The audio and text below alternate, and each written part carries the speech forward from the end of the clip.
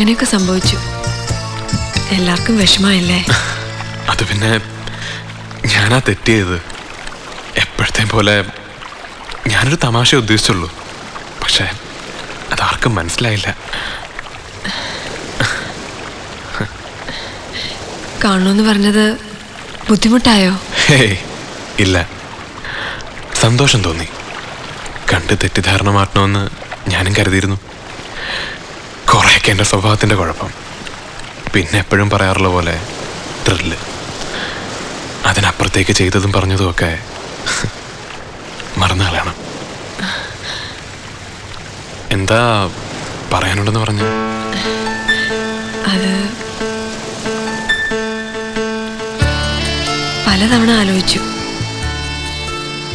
ഇപ്പോഴും എനിക്കറിയില്ല ഞാനത് പറയണോ വേണ്ടയോന്ന്. പറഞ്ഞില്ലെങ്കിൽ ഒരു പക്ഷേ എൻ്റെ മനസ്സ് ഒരിക്കലും അറിയാതെ പോവും. ചിലപ്പോഴെങ്കിലും ആ ശല്യപ്പെടുത്തലുകൾ ഞാൻ എൻജോയ് ചെയ്തിട്ടുണ്ട്. ശല്യപ്പെടുത്തുമ്പോഴും കുസൃതി കാട്ടുമ്പോഴും തോറ്റു തരാതെ മനഃപൂർവ്വം പിടിച്ചു നിന്നിരുന്നതാ ഞാൻ. വെറുതെ അതെൻ്റെ ഒരു ത്രില്ല്. പക്ഷെ ഇനി മുതൽ എന്നും ഞാൻ തോറ്റു തരട്ടെ.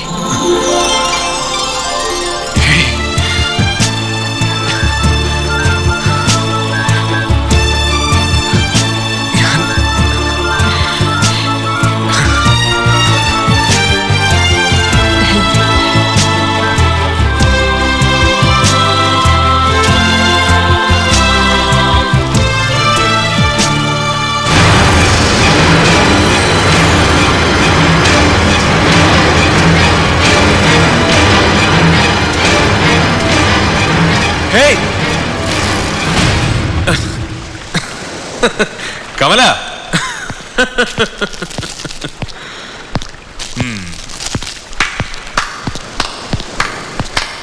അപ്പൊ സമ്മതിച്ചു. ഇയാള് സമ്മതിച്ചു. ഇയാൾക്ക് എന്നെ ഇഷ്ടമാണെന്ന് ഇയാള് സമ്മതിച്ചു. Good, very good. ഈ ഒരു ദിവസത്തിന് വേണ്ടിയാ കുഞ്ഞുഞ്ഞ് കാത്തിരുന്നത്. Now the ball is in my court. കുഞ്ഞുഞ്ഞിനൊരു സവിശേഷ സ്വഭാവമുണ്ട്, അറിയാലോ. പുറകെ നടന്ന പെണ്ണ് വളഞ്ഞു കഴിഞ്ഞാ പിന്നെ കുഞ്ഞുഞ്ഞിന്റെ ത്രില്ല് പോവും. ഇപ്പോ അത് സംഭവിച്ചു. ഇപ്പോ അങ്ങനെ ത്രില്ല് പോയ പെൺകുട്ടികളിൽ ഏറ്റവും അവസാനത്തെ കമല.